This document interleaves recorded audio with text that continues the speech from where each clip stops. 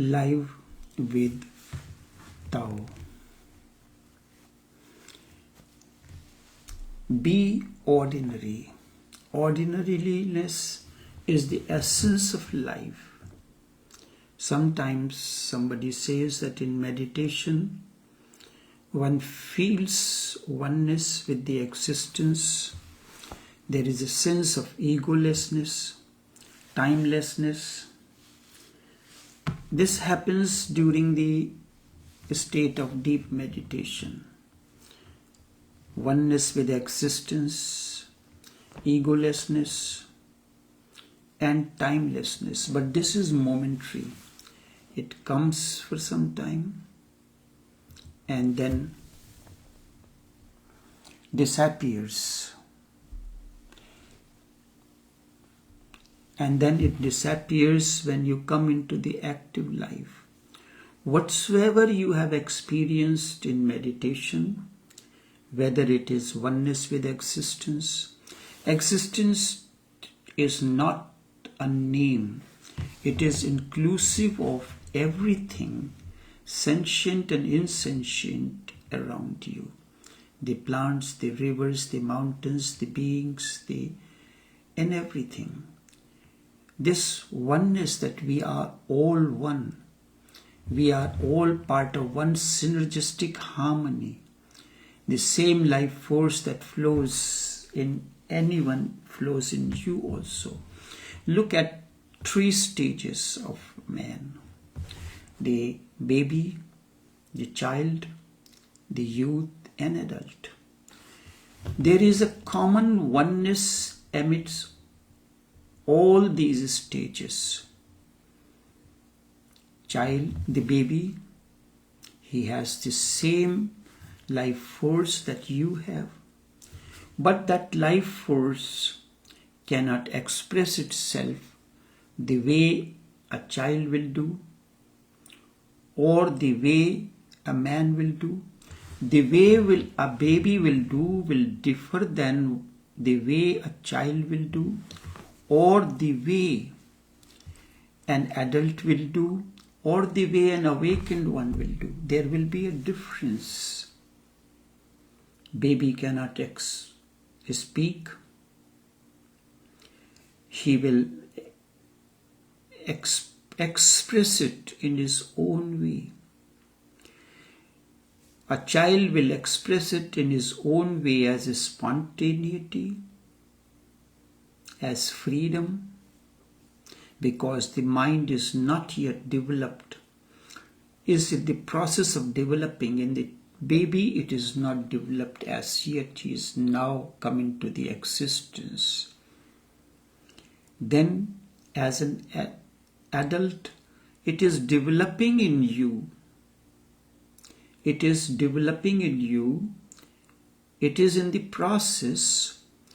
But the process of development is not complete. It is a stage that you are preparing a dish. You are preparing a dish, but it has to go through different procedures. Whatsoever it is, first preparation, then you have to make the preparation first. Then you can divide these stages into various, the preparation, the process into various stages depending on the item that you are preparing. So it is the situation for the baby is in a state where there is only a thought that I want to go and make this dish. The process has not started. In a child, the process has started. The child has decided to make, but he cannot go completely to finish the dish. So he says that I want to make this, and he has still to learn. It is like a person who is learning the art of cooking. So he knows that he has decided about a dish. He has to know what various steps are required in that, what are the different stages. Let's say, for instance, So you have to have a deep understanding, but in an adult it is deeper than that. In an awakened one is like a master chef who is creating a dish which he has tasted once or which he has not tasted. In a master chef competition, many times the competitors are given the taste of a dish and they have to make that dish. They have to choose the ingredients based on their deeper insight into the cooking and the things. This morning I was reading a post that was posted by Nivedita. It is a very insightful post. She talks about that she has seen a show where the chef is making a dish which he has tasted only once. This is what life is. The life is slightly different. You are going to create a dish, not only a dish but a complete meal that you have not yet tasted as yet. Whether it is meditation or whether it is sex or anything else, something that you have not tasted it. Tasting even once? No, you have not tasted it. You don't know what it is, but you are entering into life blindly. In life you enter blindly, and then you have to experiment. Sometimes the dish, the ingredients that you choose, it comes out a perfect dish. Other times it is a fiasco, but it is a process. So in that, it is good that you experience oneness, egolessness and timelessness during the meditation. But the process of meditation does not end. It is said about Holy Prophet, he used to go on Mount Tur in the company of Allah, and he will talk to him, and then when he will come back, this was a state of deep meditation. When he will come back, he will explain that to his followers and who will script it. And 23 years of this experience, of this process, is the compilation of Quran Sharif. So what you have experienced is state of oneness with existence, egolessness and timelessness in meditation. You have to bring those qualities into your day-to-day life. In dealing with your husband, in dealing with your wife, in dealing with your children, in dealing with friends, in dealing with anyone that comes into contact. You cannot say that meditation is different than practical living in life. Meditation is what you have learned in the classroom. You have seen in the science subjects, there is a lab, a chemistry lab, a physics lab, or in medical college, there is two things, theory and practical. First, you are given a theory, explain the various items, various things involved in it. Then you have to go and experiment it on your own in the lab. This is the complete process. So meditation is the process of theory. Like in a master chef competition, I make a dish and give it to you to taste. Or I have made a dish, but I did not make it in front of you, and I gave it to you to taste. You have tasted it, you like the looks of it, you like the feel of it, you like the flavor of it, you like the taste of it. Because the food has three things. Number one, the aroma. That the first contact of a dish comes to you through aroma. The second contact is with its looks. and the third is with its taste. When all these things combine together, it gives you a fulfillment and you say this dish was really very good. So in meditation, you are presented a dish by the master chef who is a spiritual master. He has created something he has accustomed making. So in his company, he has made something, invited everyone in the class. Now you taste this dish that I have made it. You have to tell me what are the ingredients of it. So the ingredients of meditation is oneness, egolessness, timelessness. These are the ingredients. These are the ingredients put together to create a dish that meditation is. Now you have to go and practice in the lab. The world, the life around is a lab where you have to go and experiment on your own whether you know what does it mean oneness with existence. Someone said, I can love everyone and I feel oneness with everyone, but I do not feel the same thing with my spouse, with my husband or with my wife. Or I do not feel this with my boss because of egolessness. And then when you are in a deep, intensely into any act or anything, then it is a play for you. And when there is a play, then you forget about time and you enter the dimension of timelessness. Timelessness is the fragrance of play. When you consider life a play, or whatsoever you are doing, meditation or anything in life, for you it is a play. Hindus, Sanatan Sanskriti says, Jivan ek Leela hai, and we call God as Leeladhar, Krishna as Leeladhar. He is knowingly doing everything.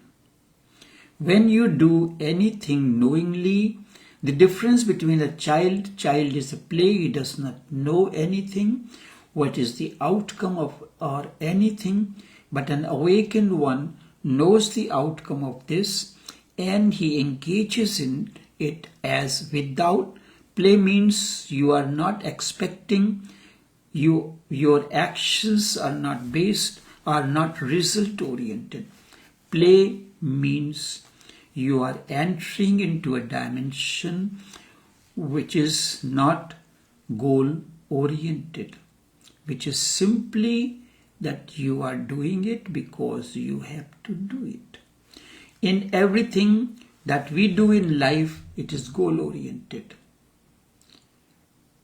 And if you go or enter into any dimension of life as a play, then a different kind of goals will be achieved, and whatever goal you achieve will be more fulfilling. For instance, set your goals high, but do not expect this is what the entire theory of karma is. Karmanye vadikaraste ma phaleshu kadachana. Enter into the field of action as a play without a goal. Totally. A child enters into a play totally, but as a child he is not affected by failure or success. As the mind develops, he is more concerned about failure and success. When he succeeds, he feels happy, and when he fails, he feels disappointed. This is the outcome of the mind. So in the child, the mind is developing. And in an awakened one, the mind has developed. The mind has developed, and yet still he does not allow the mind to happen, because life is a mystery to be lived, not to be solved. I am engaging in this act. Again and again there comes a moment of failure. The success does not reach. We immediately go to priests, pundits and all those astrologers, psychologists, that I am not getting a success into it. What is the reason of downfall in my business or problem in life with my wife or husband or children? So you are not meditative. You have not entered into life as a play. You are goal-oriented in everything that you do. And there is a fear. If you are in business, if you continue in it as a play, so many things comes, what the banks will say, what the government authorities will say. So because of all these fears of the bank and the creditors and debtors and government, we do not enter into it as a play. And those who venture to enter into as a play, they will experience totally different. You are working in a place, you are looking into, this is not there, this is not right, this is giving me more strain, this is that and that. So I am working in my own business, self-employed. There are moments that I have to experience that, many things that I experience. But what is the will when the sale increases, or what is the will when the sale declines? What is the will of the master? शायद खिज़ां से हो कोई नई सूरत बहार की, कुछ मसलहत इसी में है मेरे परवरदिगार की. When autumn comes, the leaves of the tree fall. The tree becomes bare. But there is a scheme in this process. The old has to disappear for new to be born. And without the old disappearing, old habits, old structure to disappear, the new cannot be born. This is the entire process of life. In the scheme of existence, old leaves fall, tree goes in the process of hibernation, it conserves its energies, the fallen leaves, dried fallen leaves turn gold, gives a beautiful scene or creates an aura around it. During autumn, when all the trees are turned gold, it's a beauty in itself, watching the trees one after the other turn gold. And then as the winter is approaching, the leaves begin to fall, some fly away and some remain there.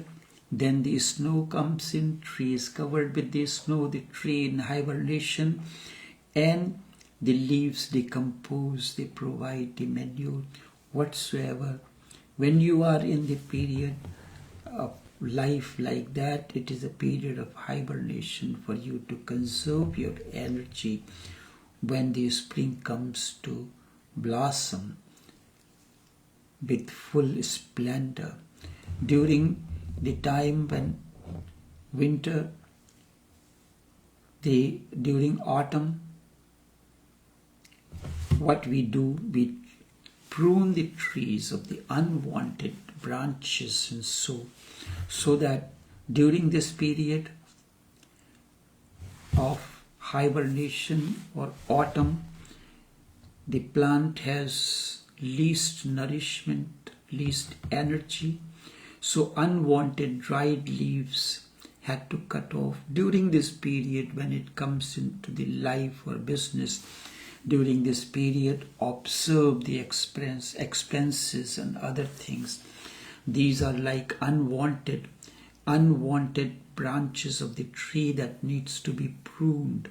When we prune those tree branches, like unwanted expenses, which can be avoided.